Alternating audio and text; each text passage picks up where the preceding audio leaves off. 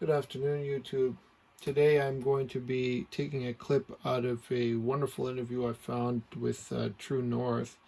And that interview was between Andrew Lawton and Paul Hinman, the new interim leader of the Wild Rose Independence Party. Um, so I thank you for watching, and I'll give my comments. We really do need to realize who we are and who's controlling us. And Albertans are entrepreneurs that freedom is in their heart, and we don't want a government controlling us, saying, who we are, how we're going to behave, and where we're going to go, and when you get to do it. And this is the problem. And so this is a movement about freedom. Independence is very important to Albertans, and we're just not going to take the Laurentian elites overtones anymore. And in my opinion, we're ready to stand up and say, you know what? Hey, Mom, hey, Dad, we've been out on our own for 20 years. We have our house paid off. We have all these things. And you can't keep coming in and intruding in our lives and telling us that, you can't do that. We're stepping outside the circle, and we're going to do what we need to do to keep our house in order and to provide a future for our children and grandchildren. Because right now, I do not see my grandchildren even coming close to the opportunities that I have. It's scary when you actually look out 5 or 10 years and the way things are escalating 1 or 2 years. You were previously the leader of the Wild Rose Alliance, so you've been at the forefront of these discussions, and we certainly know that the Wild Rose Alliance never formed government as that. It then led to a merger that I think people are familiar enough with. We don't need to rehash it.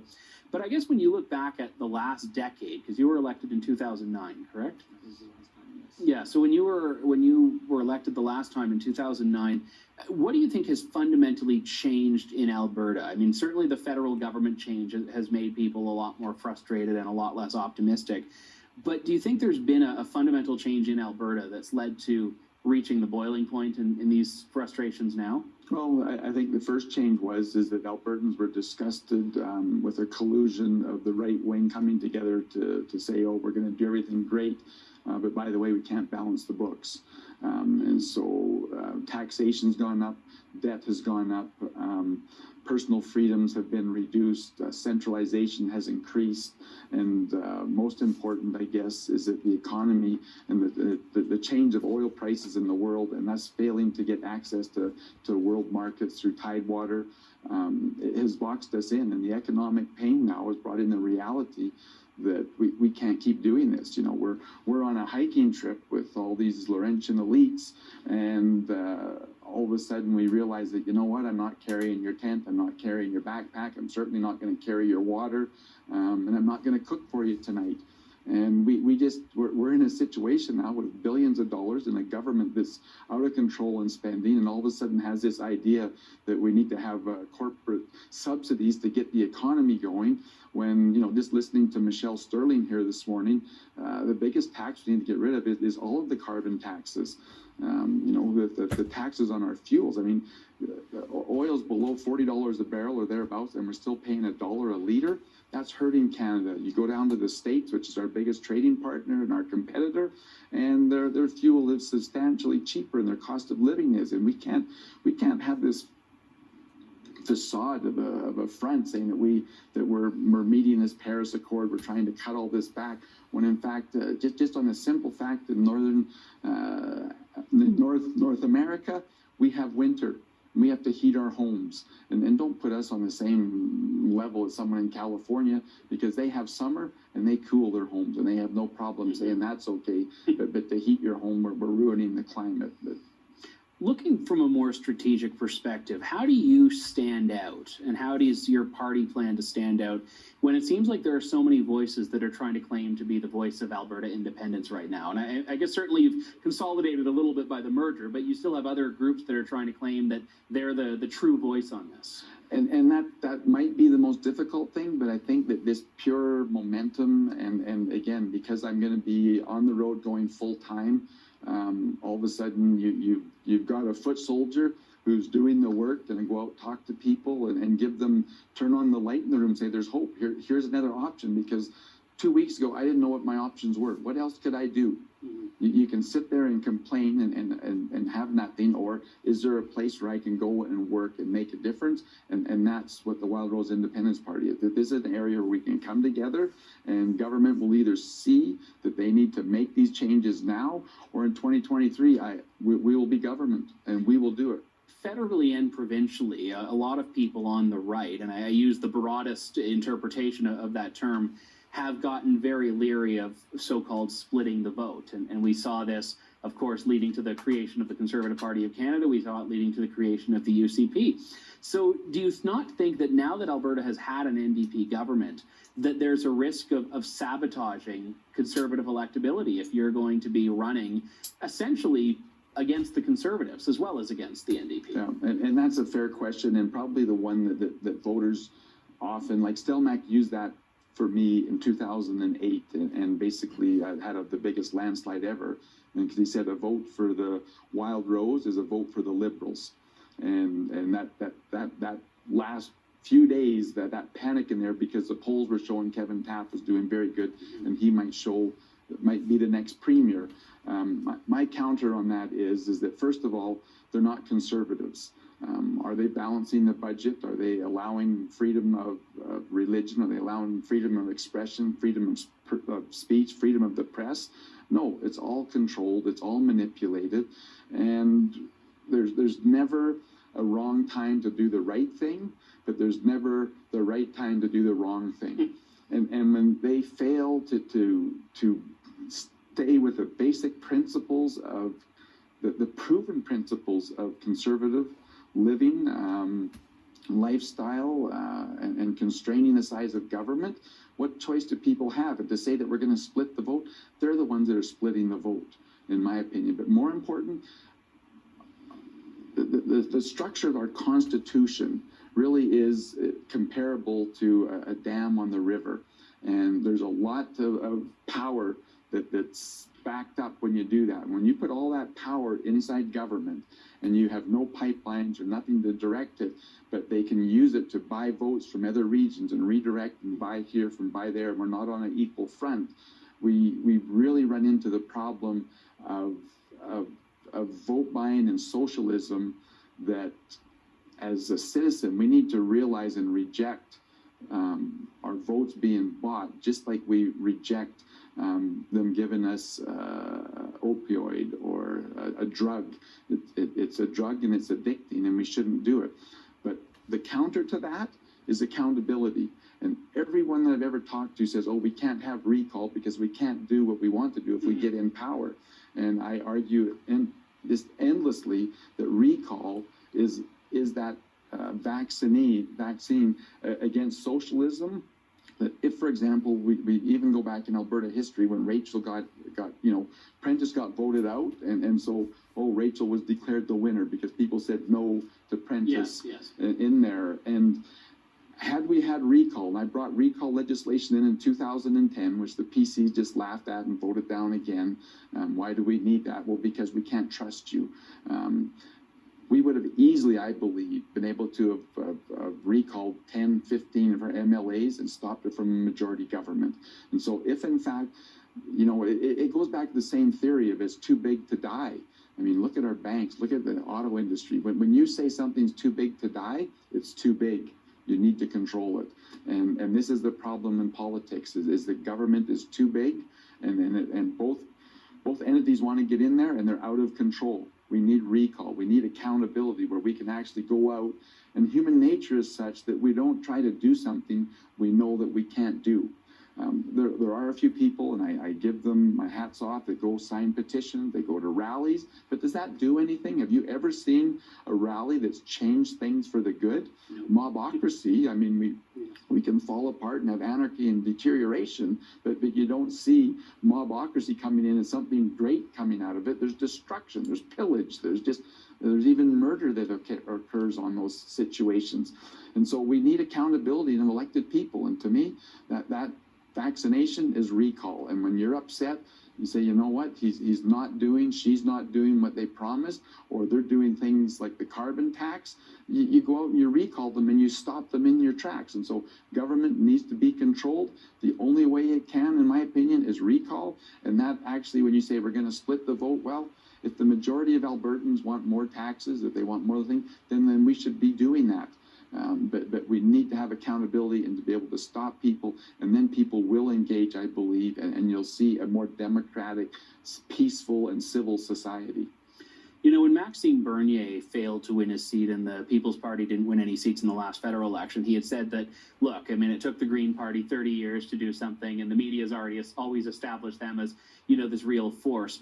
When you look at your party and the flashpoint that we're at right now in Alberta and in Canada, do you think that you will be playing a long game, or do you think that there's enough of a palpable frustration now that you could make an impact on this electorally and or culturally right out of the gate? Well, first of all, I'm going to say 2023 seems like a long ways away.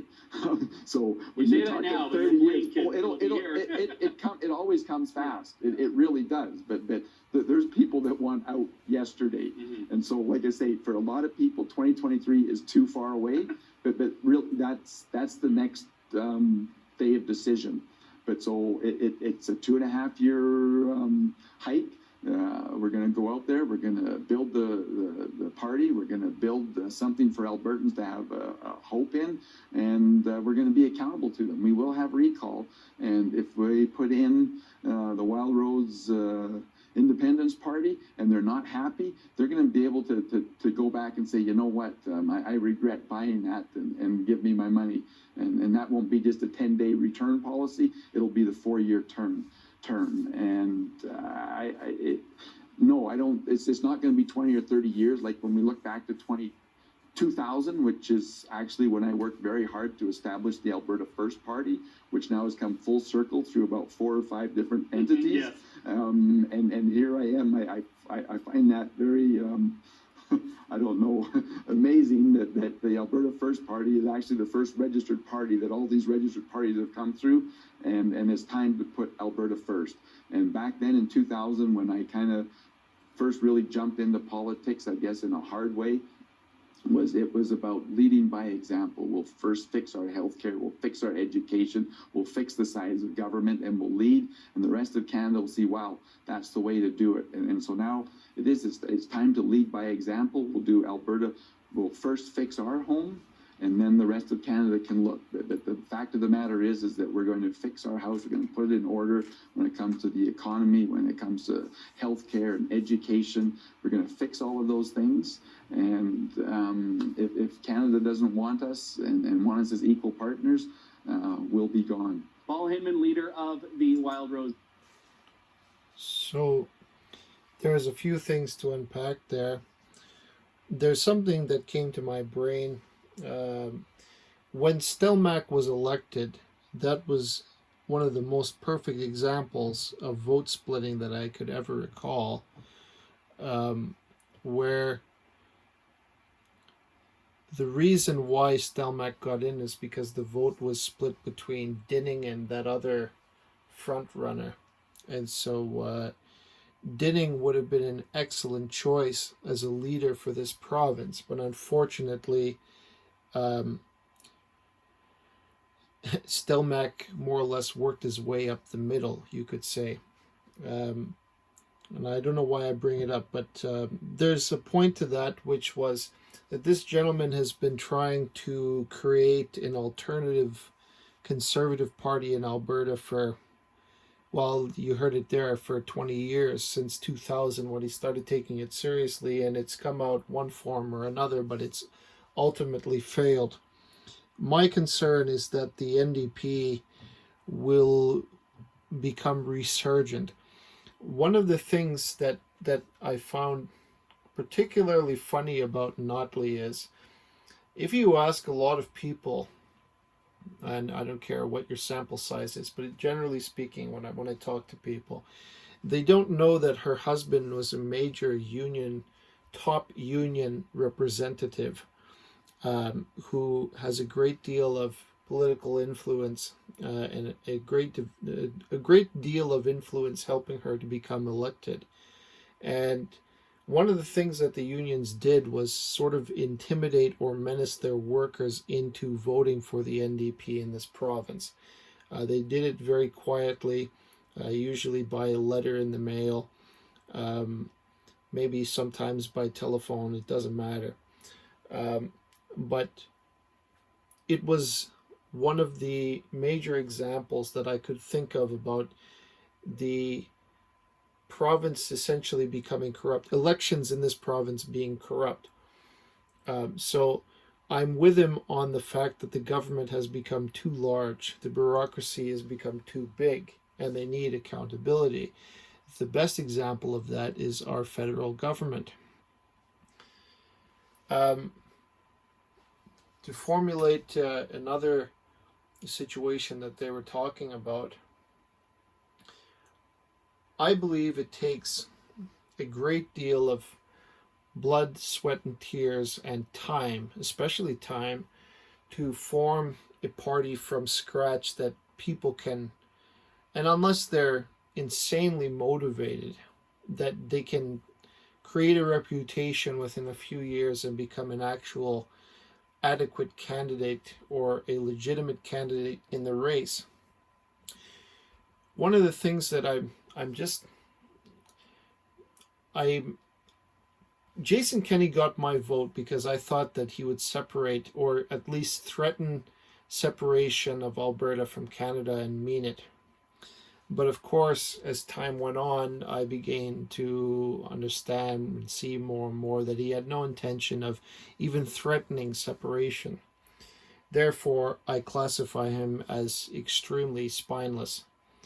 And I don't take that lightly because, there's, for me, Kenney intimately must be aware of the situation in Alberta and how the federal government keeps on, you could say, sabotaging and killing us financially, but I should make a second part of this, which is the first part of this conversation, where they talk about how desperate Albertans were, and they talked about meeting and so on. I know many people who are in the same boat. Essentially, the situation's become extremely desperate. So many people are out of work. It's the complete opposite of actual prosperity. So the need for separation has not decreased, and over time it's probably exponentially increased. It's become so desperate that they're looking for a solution. Now, I want to make it clear, because this is the point that I really want to get at. When Andrew Lawton and this gentleman are talking about separation, they still talk as though the Liberal government is rational enough to sit down at the table and have a conversation which can be mutually beneficial. And I'm saying the Liberal government can't. There's no rationality that guides that kind of behavior. They, for all intents and purposes, want to bankrupt this province. They know thy enemy.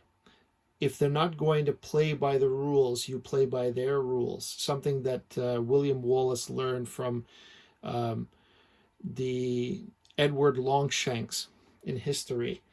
He only started gaining advantages when he, because Longshanks is a tactician and there's a lot of dirty tactics, and Wallace copied him in that respect and became a brilliant battle commander.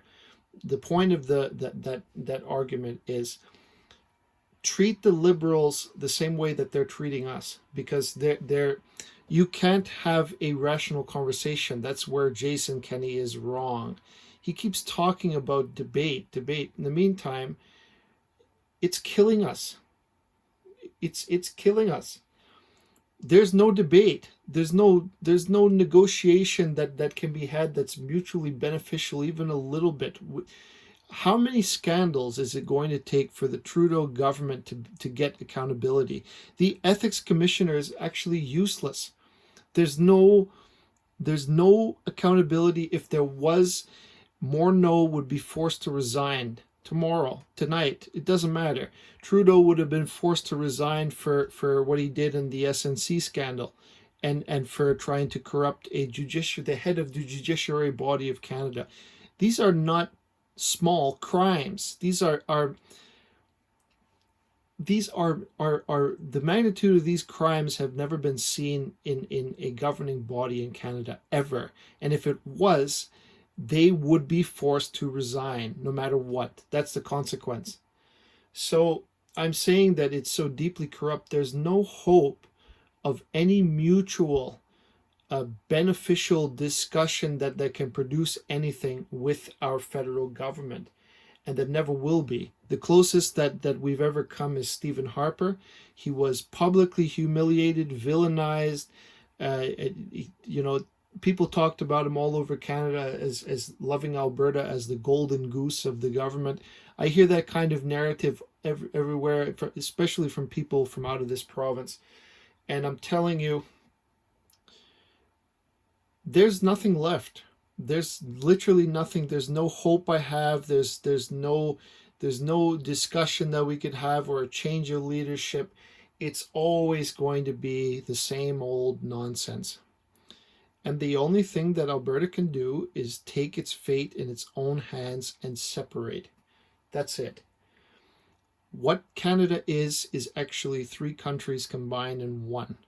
So you have the west, and you have the eastern part, and my point is that it's too big. The ideas are far separated from one another. Alberta has one path to represent itself and so on in its interest, and Quebec has another path to represent its interest. And I mean, BC, you keep on expanding and expanding, you'll realize that it's not functioning as a country at all. And Trudeau proved that he could diminish Canada in such a way that it actually would destroy our national identity, because he doesn't believe Canada has a national identity.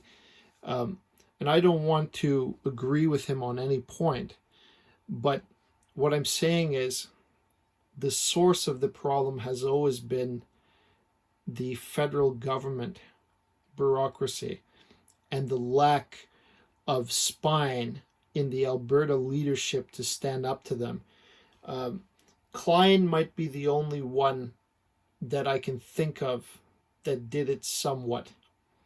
But in the end, he was interested in cooperating with the federal government, which actually created inroads and so on that helped us negotiate. So even if it's an enemy, you try your best to negotiate with that enemy and see if you can create some kind of a partnership with civility and a gentleman approach, you could say. But no, I have no hope in staying with Canada. Canada is like a sinking ship at this moment, and you cannot appreciate that. Like Andrew Lawton actually condemned separatists for lack of patriotism, but like Canada is anti-Alberta. Not all of you, but the people in power are anti-Alberta. Let's put it like that. Blame where blame is due. And I can see from the way that the scandals are dismissed in a couple of months, the media tries to cover it and play down its severity when these people really should rot in prison. The prime minister, those prime minister office, the finance minister, most of the liberal members that people were talking about the list of people involved in the WE scandal, for example, and how many liberals were not. I mean, the only reason why Morneau paid the $41,000 is because they probably couldn't hide it in time. But what consequence do these people suffer? It's pointless. Start playing by the same rules as your enemy. You're not going to make any headway whatsoever. That's the point. I'm tired that people are not angered by this, or at least publicly they're not enraged. People seem to be extremely resilient, and from the way I talk to people, they're just like, there's nothing that can be done. It's hopeless. It's not. You can take your destiny in your own hands, and you can separate. So I'm for any party that will have a legitimate chance to win, and whom desires to separate from Canada, unfortunately. And I see no other way forward, because not only is Alberta not appreciated, but we're villainized. We're villainized by the federal government, by the rest of the country for the most part. And not everyone, but again, those in power that have the political sway. It's crazy. It's crazy now. There's nothing. If there's a legacy that Justin Trudeau left, it's a massive debt and the destruction of the Canadian national identity. And many, many, many corruption scandals in which he would be convicted if he weren't the Prime Minister and his government. It's hopeless. It is hopeless. There's nothing more to be said about it. So I'll conclude with the video like this. I really liked the conversation that they had. So thank you for watching.